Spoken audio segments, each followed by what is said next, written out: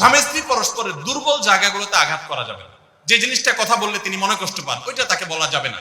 ওইগুলো থেকে এড়িয়ে চলতে হবে। যে এই বিষয়ে তিনি কথা বলতে চান না, স্বামী তার মায়ের বিষয়ে যদি বলে রাগ হয়ে যায়, তাহলে এই বিষয়ে আমি কোনো কথা বলবো না। ভুল থাকলেও সেগুলো দেখেও না দেখার ভান করব, সবর করব। স্বামী স্ত্রী একে অন্যকে সময় দিবেন। সময় যদি দেন, এখন মহিলারাও সময় দেয় না, পুরুষরাও সময় দেয় না, এই জন্যই ভুল বোঝাবুঝি তৈরি হয়, দূরত্ব তৈরি হয়। এখন ভালোবাসা আদান প্রদান করার জন্য SMS, হোয়াটসঅ্যাপ, মেসেঞ্জার, বিভিন্ন রকমের যোগাযোগের মাধ্যম আছে, ফোন আছে, ভিডিও কল আছে। এত মাধ্যম থাকা সত্ত্বেও ভালোবাসা কম। এর অন্যতম কারণ হলো যে সবকিছু এখন অনলাইন করে ফেলছি আমরা, একান্তে একে অন্যকে আমরা সময় দেই না।